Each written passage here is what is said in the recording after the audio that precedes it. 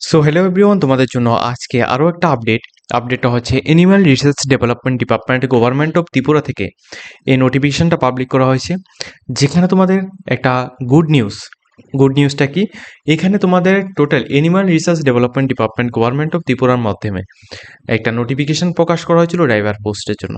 ওই ড্রাইভার পোস্টের মধ্যে তোমরা যারা অ্যাপ্লাই করেছো, তোমাদের কিন্তু যারা ইন্টারভিউর মধ্যে তোমরা অ্যাটেন্ড করেছো, ড্রাইভিং টেস্ট দিয়েছো, তোমাদের ফাইনাল মেরিট লিস্ট কিন্তু এখানে প্রকাশ করা হয়েছে। তোমাদের সবাইকে কংগ্রাচুলেশন, যারা এই জবটা পেয়েছো।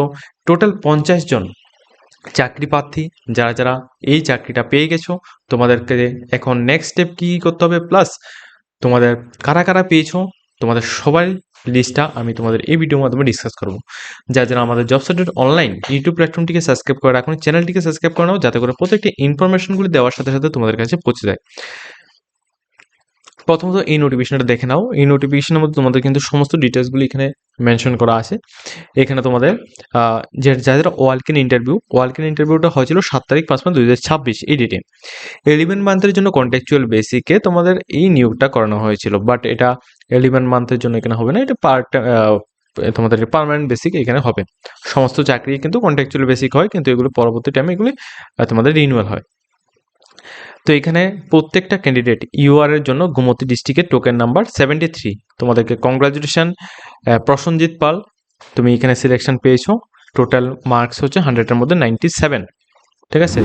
এরপর প্রসঞ্জিৎ সরকার রয়েছে, ওয়েস্ট ত্রিপুরা ডিস্ট্রিক্টের 35 টোকেন নাম্বার 96.2 পেয়ে এখানে সিলেকশন হচ্ছে। Recommended for UR against vacancy, এটা এসসি ক্যাটাগরি ছিল।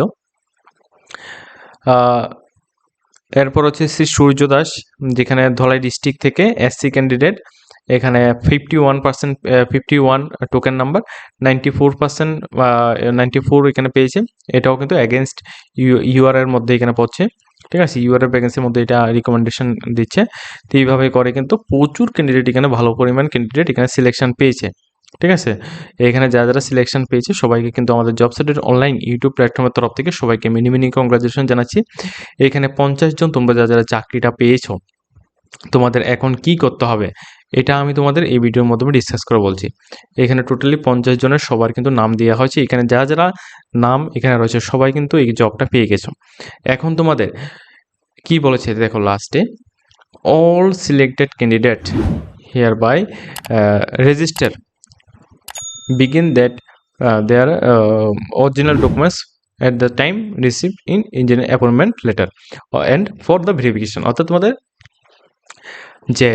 তোমাদের যাদের এখানে নাম রয়েছে, তোমরা যারা চাকরিটা পেয়েছো, তোমরা সবাই কিন্তু যে অ্যাপয়েন্টমেন্ট লেটার তোমাদের যখনই দেওয়া হবে, এঙ্গেজমেন্ট বা অ্যাপয়েন্টমেন্ট লেটারের জন্য যখনই তোমাদের এটা দেওয়া হবে, তখন কিন্তু অবশ্যই সবাই তোমাদের যে অরিজিনাল ডকুমেন্টস যা রয়েছে, অরিজিনাল ডকুমেন্টসগুলিকে নিয়ে তোমরা ভেন্যু অ্যাড্রেস এখানে দেওয়া হবে, ওই ভেন্যু অ্যাড্রেসের মধ্যে গিয়ে তোমাদের ডকুমেন্টেশন যে রয়েছে ওইগুলো কিন্তু ভেরিফিকেশন করতে হবে।